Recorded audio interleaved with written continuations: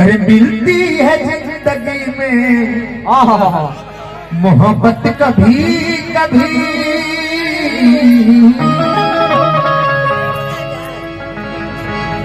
तो जिंदगी बेकार बातें, अरे जिंदगी बेकार बातें हरि नाम के बिना।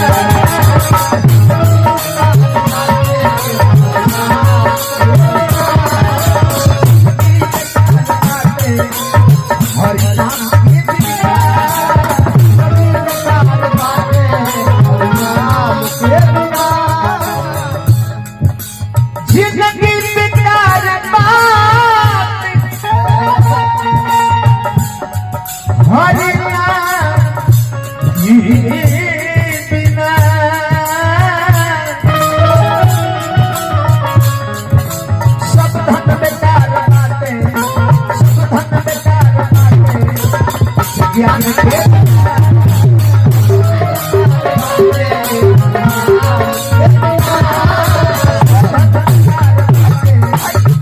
ज्ञान के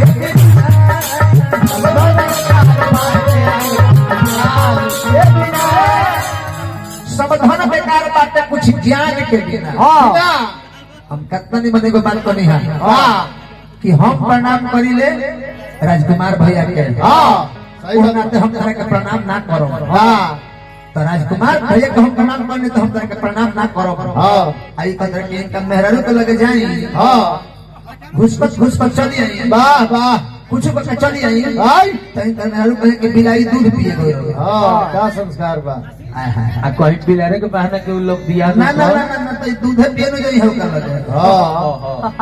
दूध पिए लेकिन का फर्ज बा। कहीं को भाला से गफलत करता हो, दूध पिए लेकिन का फर्ज बा। रिश्ता ना तक माने करीबी देखल जाओ, तो जब जो है हमरा मेहरारू लगे तो दूध पिए जेबे करी। हां सही बात बा। हां कि दूध पिए लायक बारे बुतरू बड़े तो दूध पिए नहीं जाए हैं। बाकी दूध पिए तो ऊपर माने सीमा बा कि स्थल का दूध पिया कि कटोरा का दूध पिया। तो इनका कटोरा का दूध भेटाई। हे बबुआ ए गणिका की भेजा मिल भोजन से कर गई है।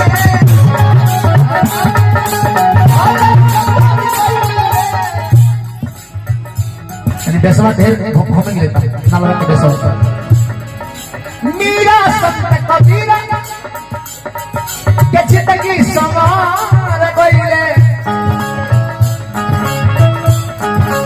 हथवा बेकार बातें, हथवा बेकार बातें बेकार के हथवा बेकार बातें कुछ ज्ञान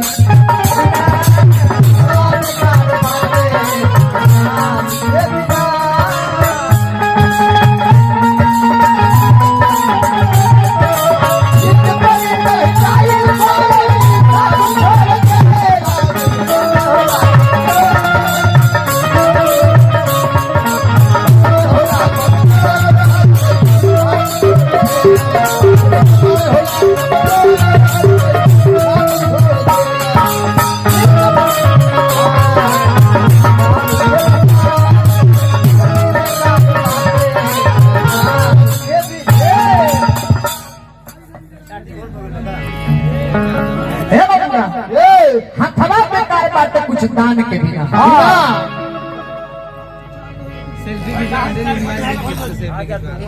हथवा बेकार बातें कुछ दान के बिना। दूसरा का पंक्ति कौन सी? भटका होने के माया कहीं धूप कहीं छाया,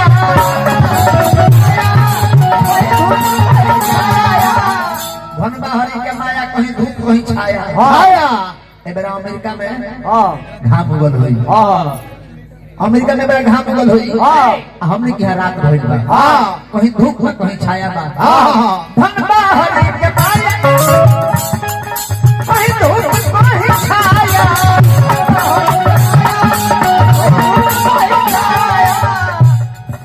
झूठे बैरिया खाते हर सेवरी पर कोई लेता है।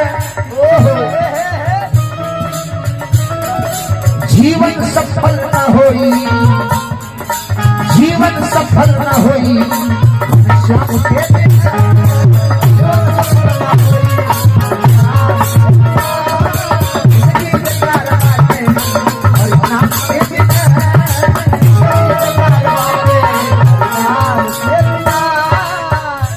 देखिए, गाड़ी के जवाब गाड़ी ना हो, ना ना पाक से पाक थोड़ा धोई गाड़ी के जवाब गाड़ी ना हो। ना महाराज।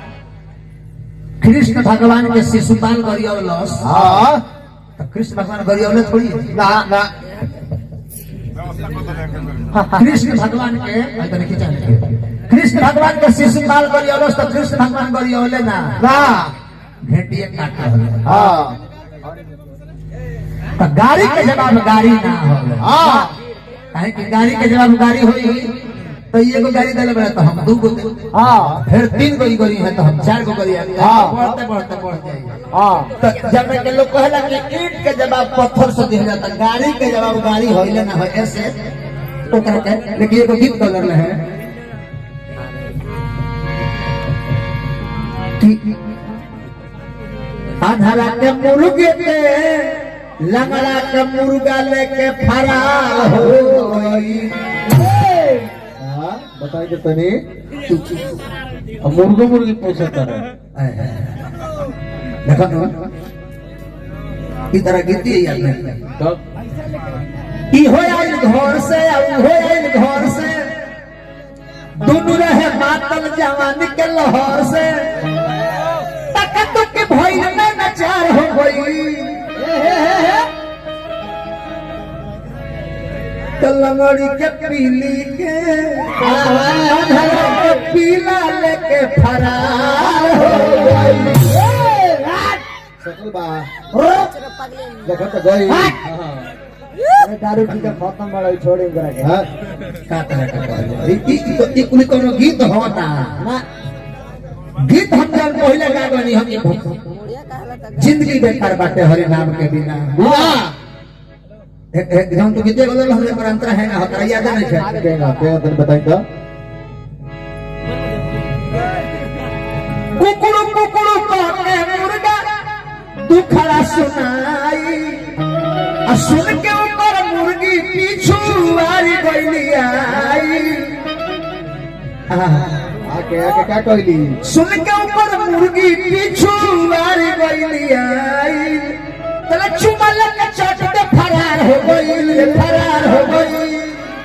और का बोल इकुली कोनो गीत ना, इकुली गीत थोड़ी है। अब वो पुराने गीत गाते हैं। अब वो कोई पुराने गीत गाता है। 10 बरस पहले 15-20 साल पहले का क्या आदमी छोड़ देना था।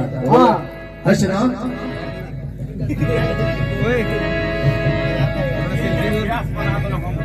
देखो, एगो हम बात कहे जाते हैं तरह से,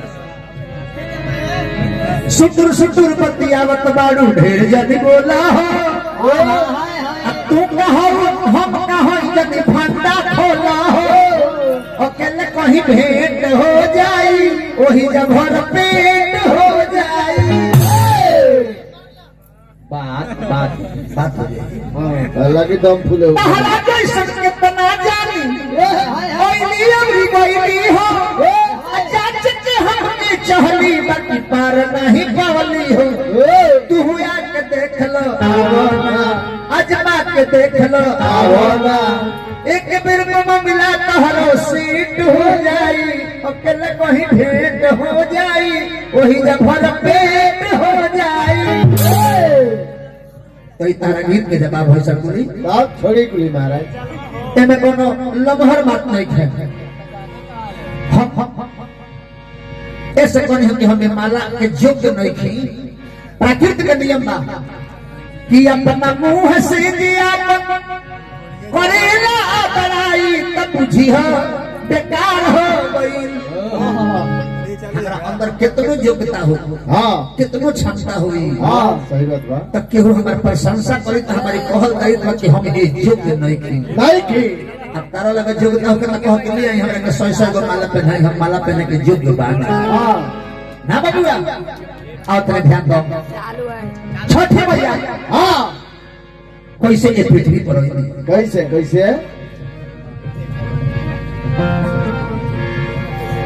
बुढ़वानों का मार दे प्रसाद बोली मांगनी तो एक मास बीतल रे दूसरे मास और तीसरे मास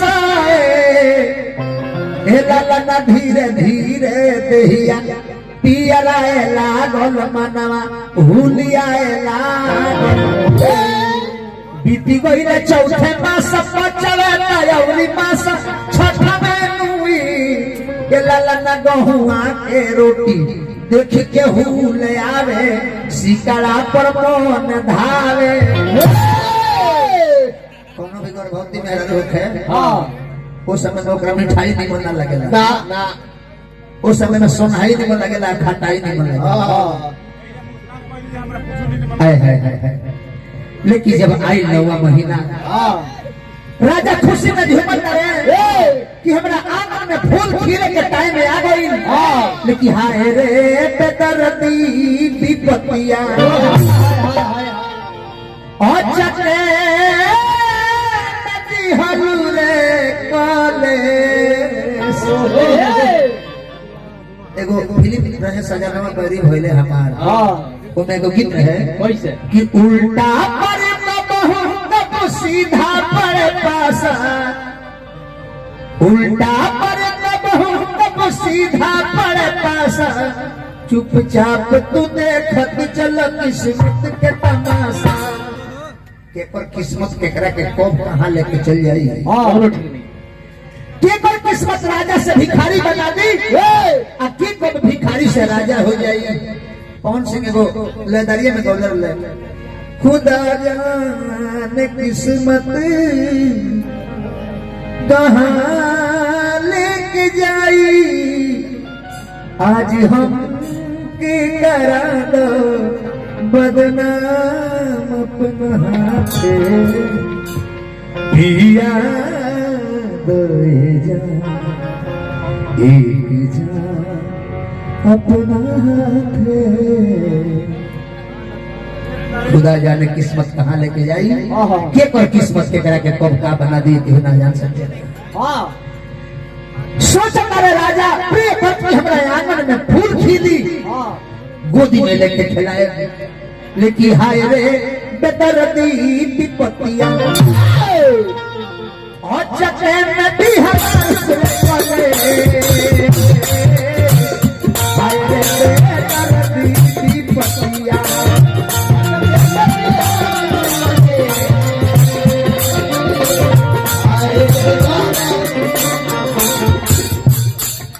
राजा ससले अंगना में खुशी के फूलवा खिली बबुआ वही है अब घरवा में से मना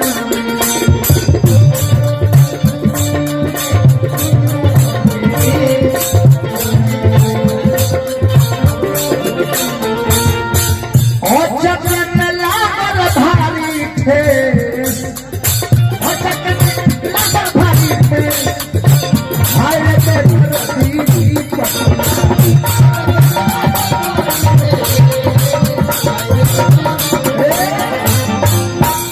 समय के अनुसार राजा के यहाँ प्रिय वर्ष के यहाँ सुंदर बबुआ भइल लेकिन बेटा भइल तो वो भइल पे जान ओकरा में जाने ना रहे माने प्राण ना रहे मृत लड़का पैदा हो गई राजा दुखी भइल देखिए दुनिया में कुछ मिल के भुला जाओ ओकरा से निमन उहे बाकी मिलबे जरूर मिलल बा आ भुला जाओ तो दुख होई बाकी वो मिलले नहीं थे तो उ कमहन दुख बा सही बात है तो राजा के मृत लड़का भइल बा तो छाती पीटी रोवे हरि भवाना मेरे राजा तो राजा छाती पीटी रोवे अरे भवाना मेरे नैना नीर ढाले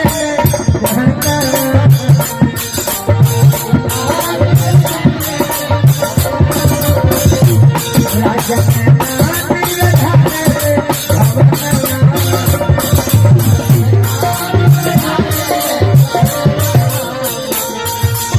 हाय विधाता ई क्या कोई विपत्ति दी है